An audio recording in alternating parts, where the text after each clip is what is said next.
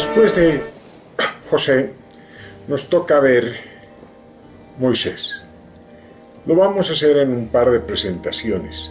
En esta primera nos vamos a referir a un líder atormentado por la incomprensión de su pueblo. El alto crecimiento demográfico de los israelitas alojados en Egipto a lo largo de 450 años, desde las épocas de José, aproximadamente el año 1700 a.C., a los años de Moisés, aproximadamente en torno al 1250 a.C., despertó preocupaciones entre los egipcios que empezaron a sentirse desplazados en su propia tierra.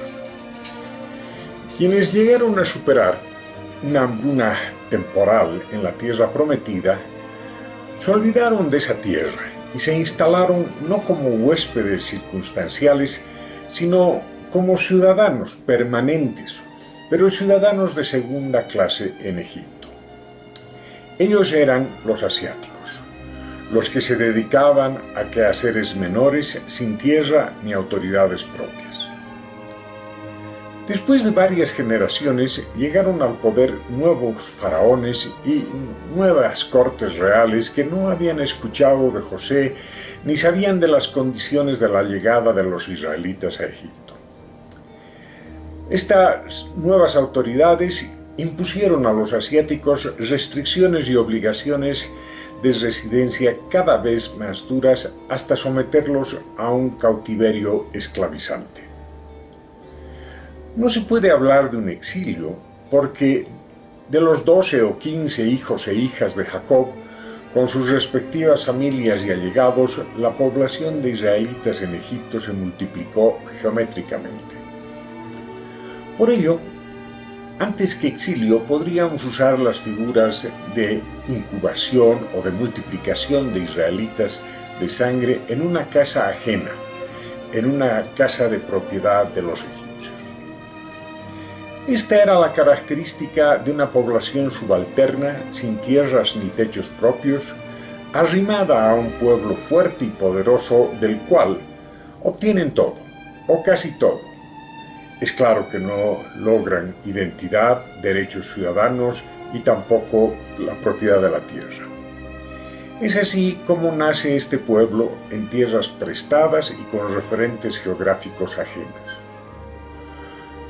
Por generaciones tras generaciones, la seguridad de un trabajo, un techo y una comida para el estómago de decenas de miles de israelitas pudo más que los sueños y proyectos de una tierra prometida.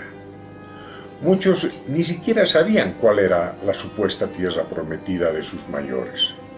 Las referencias israelitas provenían de los abuelos, de sus abuelos, de sus abuelos.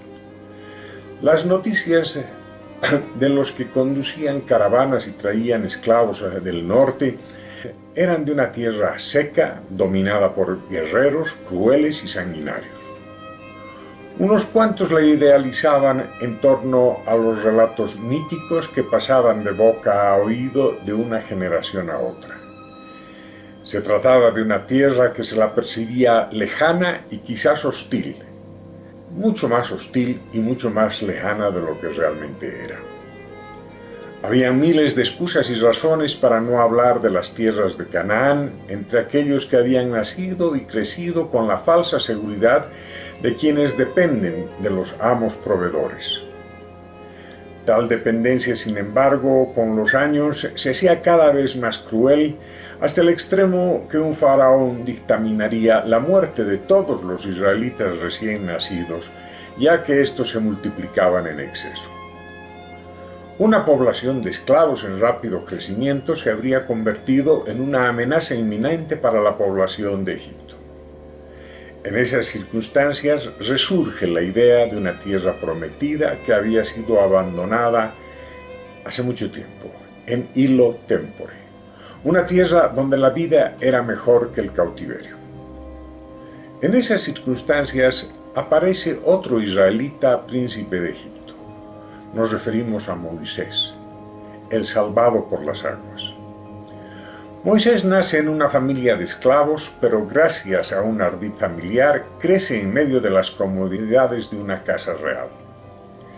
Recogido por una princesa egipcia en un canasto de mimbre que flotaba a la deriva en las aguas del Nilo, con el tiempo ese niño recogido de las aguas se forma como una autoridad indiscutible entre los egipcios y mucho más entre los esclavos de los egipcios, y ejerce la dirección en la construcción de templos y obras públicas del faraón.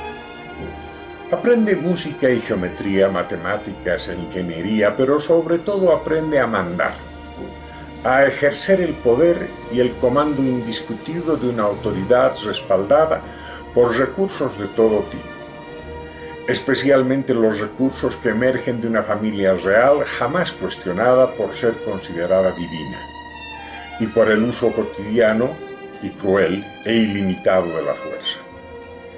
De manera natural, desde su segunda cuna, Moisés se impone indistintamente sobre egipcios y sobre israelitas, especialmente sobre estos últimos, que eran un pueblo que solo estaba predispuesto a obedecer, a agachar la cabeza y soportar todo tipo de vejámenes y humillaciones. Un pueblo de esclavos que durante siglos de subordinación desarrolló lo que Friedrich Nietzsche denomina una mentalidad de esclavos. A diferencia de Jacob, que busca desesperadamente el liderazgo desde posiciones que no tienen autoridad, Moisés ostenta autoridad casi de inmediato. Él representa la autoridad imperial por antonomasia. Sin embargo, por una vuelta irónica del destino, se encuentra con un liderazgo transformador de una manera fortuita. Nunca en sus planes de joven estuvo dirigir y transformar una nación que naciera de unos esclavos sin tierra. Él, durante los primeros 40 años de su vida, se sentía satisfecho con comandar técnicamente las obras dispuestas por el faraón. Paradójicamente, después de muchos años de disponer de vidas y haciendas, el respeto por la vida de una anciana israelita desata en Moisés una reacción extrema. Mata al soldado egipcio que atormentaba a la anciana, que la atormentaba con castigos tan severos y desproporcionados que parecía que iba a acabar con la vida de esa israelita. Moisés en ese momento sale de su rol de autoridad técnica y va más allá. Va más allá de lo que se esperaba de él. Se torna una persona que hace justicia por mano propia y salva a la anciana del soldado egipcio. Pero en el proceso infringe una ley del reino. Si bien la vida de los israelitas estaba en manos de cualquier egipcio que sintiera que era necesario tomarla, la vida de un egipcio solo podía ser arrebatada por órdenes del faraón.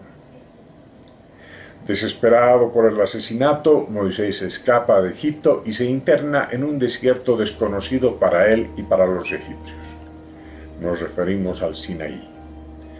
Allí vuelve a ejercer el rol de justiciero que se había despertado en él y mediante el uso de la fuerza las protege de los abusos de ciertos nómadas que pasaban por el pozo de agua que ellas protegían junto a los rebaños de su padre, junto a los rebaños de Jetro. Aquí se reafirma la predisposición justiciera en Moisés en contra de los abusos a las personas más débiles, en contra de los abusos a los ancianos, los niños y las viudas. La justicia y las leyes de protección a los más débiles constituirán el sello de los siguientes 80 años de la vida de Moisés. La voluntad, o quizás el atrevimiento de ejercer justicia por decisión propia, en reiterados arranques de valor y nobleza, son características machaconamente presentes en quienes están dispuestos a asumir roles de liderazgo. Tales arranques despiertan una particular forma de satisfacción personal que condicionan a las personas que asumieron tal actitud y continuarán ejerciéndola. Esta es una marca que se impregna en las personas que, de un momento inicial en adelante, hacen suyos los valores de equidad y justicia. Y ante cualquier hecho que vulnere tales valores, nuevamente asumen el rol y la responsabilidad del justiciero. Pero esto tiene un costo. Si bien una autoridad está autorizada por las leyes del grupo a ejercer justicia en cualquier momento, un líder no. No lo puede hacer por mandato propio. No lo puede hacer por mano propia, salvo que al mismo tiempo ejerce una autoridad formal que le permita e incluso le exija hacer aquello. Lo mismo sucede con los valores de igualdad, tierra y libertad, entre otros. Son valores inherentes a la autoridad, pero que despiertan complejas reacciones en quienes promueven liderazgos de cambio. Si lo hacen desde posiciones de autoridad, el proceso es problemático de por sí. Si lo hacen desde posiciones que carecen de autoridad, parecerá que su discurso es subversivo. Son valores generadores de acciones de solidaridad con los más débiles y con el pueblo en general que promueven reacciones y oposiciones de diversa índole. Son valores que tarde o temprano despiertan la necesidad de desafiar a los poderes instituidos y a los poderosos que imponen inequidad, injusticia, desarraigamiento, dolor y esclavitud. Los arranques justicieros de Moisés, al igual que los arranques de cualquier otra persona, indudablemente prefiguran lo que vendrá después. Esto nos recuerda que cada persona responde circunstancialmente. Responde de acuerdo a fibras o cuerdas que resuenan íntimamente y que despiertan un sentido de responsabilidad social o grupal. Cuándo y dónde estas fibras íntimas resuenan generando cambios de conducta es algo muy personal. Pero una vez de que éstas vibran, parecería que instituyen un sello personal a todas o casi todas las acciones futuras.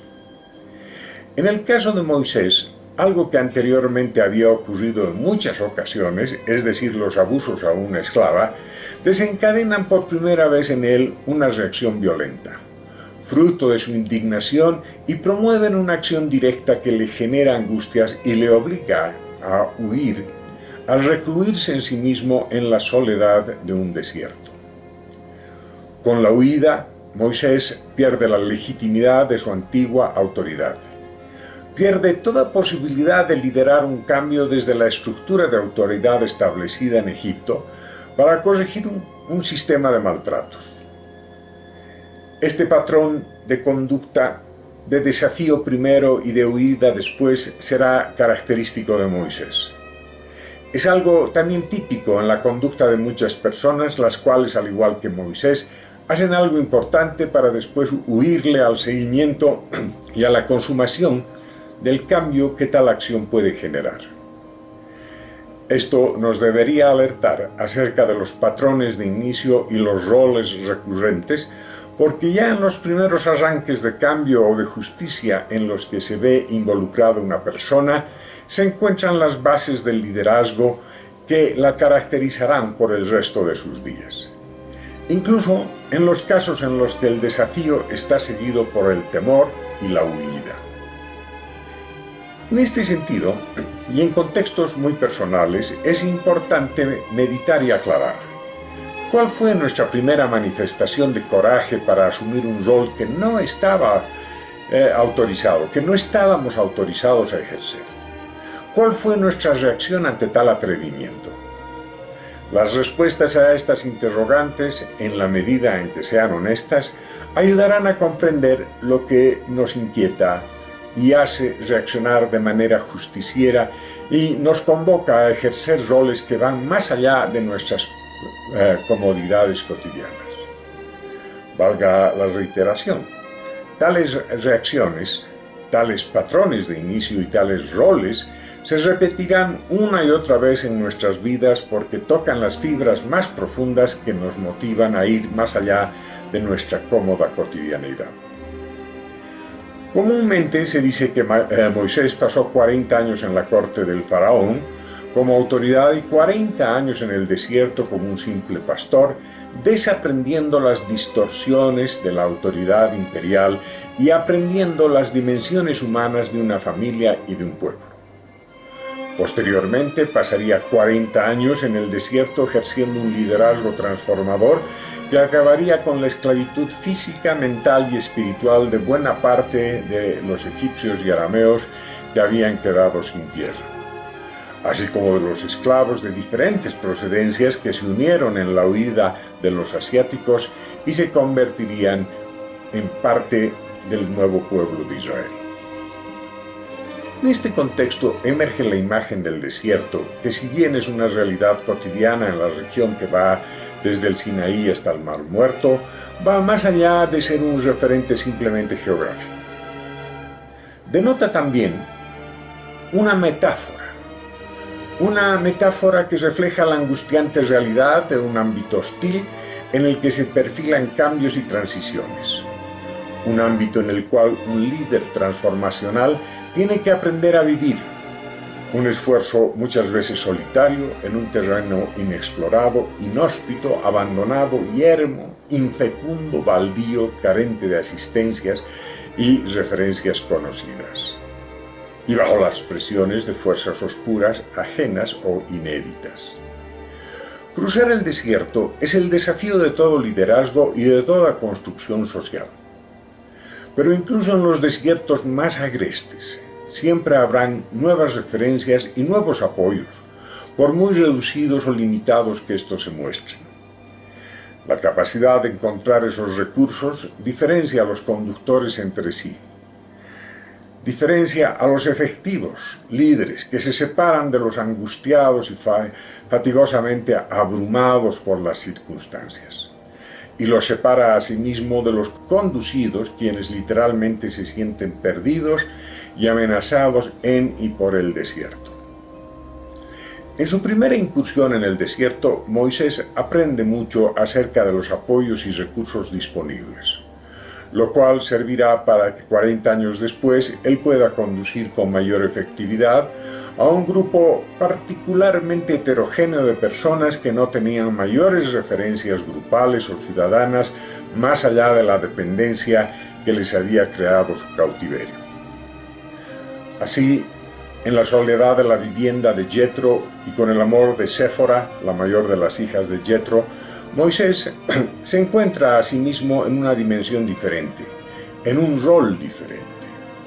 Descubre aliados y enemigos que viven ocultos en el desierto, descubre la soledad de sus múltiples habitantes. Encuentra a su familia y define sus nuevas prioridades.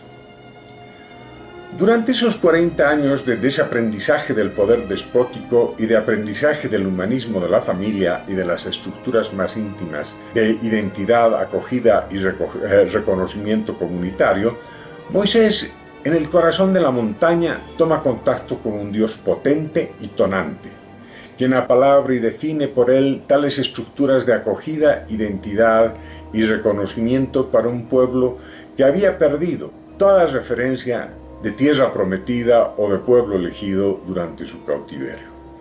Y ahora, poco a poco, le hace conocer su mandato de liberación. Lo convoca para una gesta heroica que implicará esfuerzos, dolores y muerte, destrucciones, separaciones y pérdidas, para luego recién iniciar los cambios y la construcción de una nación. Moisés expresa sus dudas para encarar semejantes actos de rebelión y desafía a la autoridad que era la fuente de su antigua autoridad. Se niega a creer que entre sus familiares, amigos y maestros de antaño pueda haber maldad o una intencionalidad dañina. Él había pasado los primeros 40 años de su vida en medio del amor y los cuidados de quienes lo acogieron como propio, lo educaron y empoderaron como un príncipe de Egipto. Al igual que Arjuna en el Bhagavad Gita, cuando se niega a participar en una batalla contra sus propios parientes y amigos, y el dios Krishna le abre un tercer ojo para que pueda ver la maldad de sus allegados y la crueldad con la que sus familiares mantienen sojuzgados al pueblo. Moisés se resiste a creer lo que estaba sucediendo, algo que él no había llegado a ver, menos aún comprender en su juventud. Él esgrime todo tipo de argumentos para no participar en la contienda que se avecina. Reiteradamente utiliza el argumento de sus propias limitaciones para hablar y comunicarse con otros y recibe la respuesta de Dios que otros, por ejemplo su hermano Aarón, podrán hablar por él. Que otros, Josué y Caleb, entre muchos, podrán luchar por él, y otros proveerán normas, techos y alimentos. Moisés persiste en su duda. Al final sus reiteradas dudas serán la causa para que Dios le acompañe en la liberación y el éxodo, pero que no le permita pisar la tierra prometida. Moisés vuelve a Egipto transformado, como Arjuna y el tercer ojo que le fue otorgado por Krishna.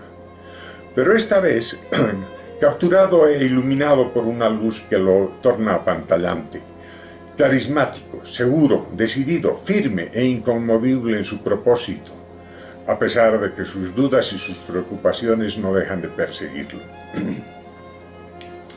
Moisés carece de autoridad entre los esclavos de origen israelita y entre los egipcios, pero impone su liderazgo, hace oír su palabra incómoda, que resuena en unos y en otros. Poco a poco, de líder se convierte en autoridad.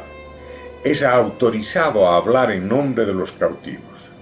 Y desde una posición de autoridad todavía incipiente, lidera una transformación profunda para luego de varias décadas de angustias y tensiones, convertir a un pueblo de esclavos en un pueblo de personas libres que pueden asumir responsabilidades solidarias y piadosas con el conjunto del pueblo de Israel. Sin embargo, este trabajo tuvo que realizarse cuesta arriba. El pueblo nunca cooperó de la manera que el líder y la autoridad esperaban. Ese pueblo de esclavos librados siempre se mantuvo reacio, intrigante, insidioso, taimado y desagradecido para con sus conductores y libertadores. La reacción de Moisés ante tales excesos de desconfianza primero y de traición después fue quejarse a Jehová y preguntarle: ¿hasta cuándo, Señor, tendré que aguantar a esta multitud corrompida y majadera? En base a esta frase podemos sintetizar el hecho de que una autoridad que de pronto desde su posición de autoridad debe conducir un proceso de cambio, se mueve o transita por el filo de una navaja. De ser proveedor de respuestas debe pasar a generador de nuevas preguntas y desafíos. Debe convertirse en el constructor de una relación de aprendizaje y adaptación a situaciones inéditas. Debe constantemente aplacar miedos y reforzar los valores grupales mientras trata de mantener la cohesión del grupo. Debe regular el estrés del grupo y mantenerlo en niveles tolerables para el conjunto. Debe devolver al grupo el trabajo incómodo a realizar y la responsabilidad del cambio.